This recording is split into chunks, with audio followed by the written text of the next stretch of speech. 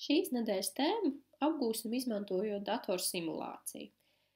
Kas mums šeit ir redzams? Šeit mums ir kārts, kurai ir atbalsts, un šeit ir divi balsti. Kas notiks, ja mēs šeit noliksim kādu objektu? Ko mēs redzam? Mēs noliekam 10 kg, nekas nebainās, tātad viss ir stabili un viss ir kārtībā. Tagad, ja es tos balstus paņemšu nost, kā jūs domājat, kas notiks? Droši vien jūs jau varat paredzēt, ka šī kārts sasvērās uz vienu pusi. Kāpēc tā notika? Iepriekšējās 2 nedēļas mēs ar jums mācījāmies par to, ka ir tāds spēks, ko sauc par smaguma spēku. Smaguma spēks ir vērsts uz leju, tas rodas gravitācijas spēka dēļ, tātad jebkurš ķermenis tiek pievilkts pie zemes ar šo spēku, kas ir vienāds ar masa reiz brīvās krišanas pātrinājums. Jūs noteikti arī atceraties no iepriekšējās reizes, ka brīvās krišanas pātrinājums vakumā ir 10, un to mēs arī izmantojam rēķinot uzdevumus, tātad 10 m/s². Tātad šajā gadījumā, ja man ir 10 kg šeit nolikti, tad spēks, ar kādu zemi pievelku šos 10 kg ir 100 ņūtoni.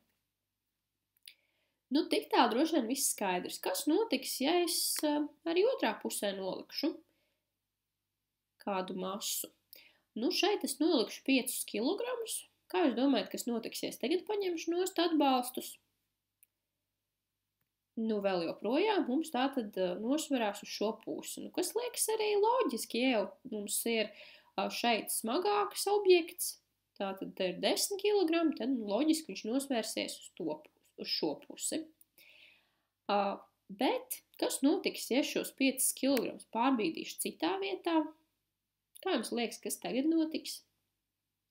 Iespējams, ka jūs arī to esat reālā dzīvē novērojuši, ka tagad, lai arī šeit ir mazāka masa, tomēr kārts nosveras uz kreiso pusi. Interesanti, kāpēc tā?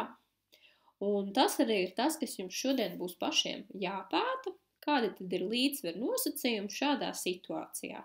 Tad, kur man būtu jānoliek šie 5 kg, lai tā kārts nesvērtos uz kreiso pusi, nesvērtos uz labo pusi, bet paliktu taisni.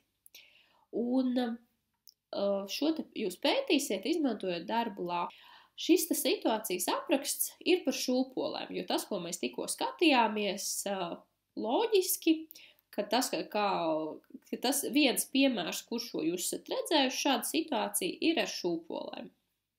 Jums būtu sākumā jāizvirs pieņēmums par to, kur tad tiem zēniem būtu jāsēž tā, lai viņiem labi šī šūpošanās sanāktu. Pie darba piedarumiem ir norādīta adrese šai simulācijai, kura man jau ir atvērta. Jūs arī uz saviem datoriem atvērsiet šo simulāciju. Šo simulāciju var atvērt arī uz mobiliem telefoniem, un jums ir jāizvēlas šis otrais variants, kur ir rakstīts lab. Un tad tālāk, lai jūs ieraudzītu spēkus, jums jānospiež forces, lai jūs labāk redzētu, kur tad ir tas līdzsvars, jūs varat uzlikt šeit level, un arī tā kā tur būs jāmēr kaut kas, tad ērtāk būs, ja jūs uzliksiet rulers, kas ir tātad lineāli.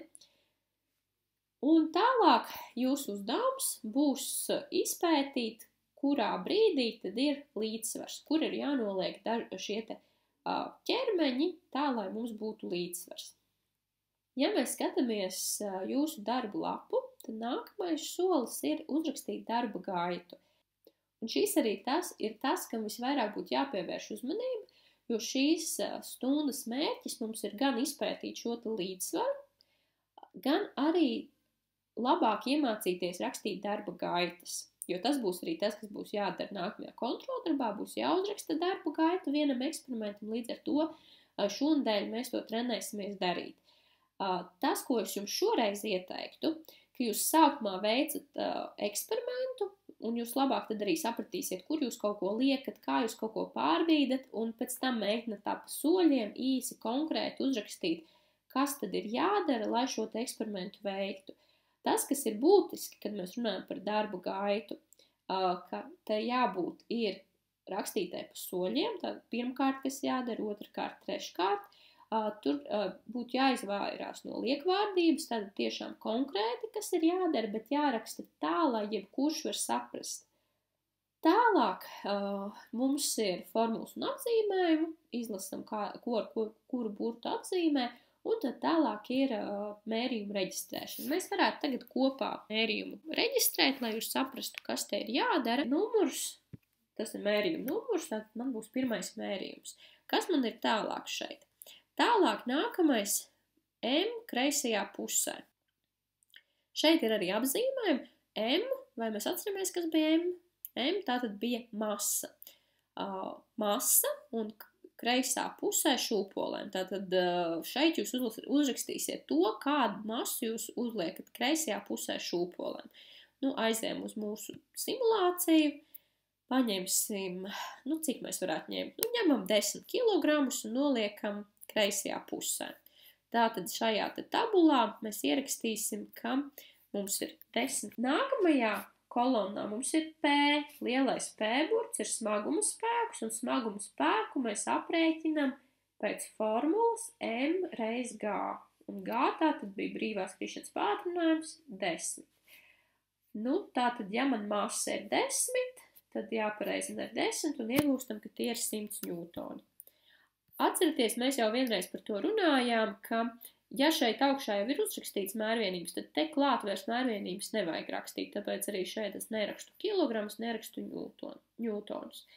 Tālāk masa labajā pusē. Paņemam kaut kādu citu masu, paņemšu 20 kilogramus un nolikšu labajā pusē.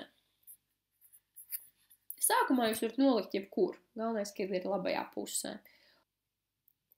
Un tad atkal ierakstam šeit, masa labajā pusē bija 20, aprēķinam smagumu spēku, 20 reiz brīvās krišanas pātrinājums, kas ir 10, tātad 20 reiz 10, 200 ņūtoni.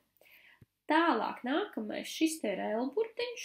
L burts ir sviras plecs, jeb attālums no atbalsta punkta.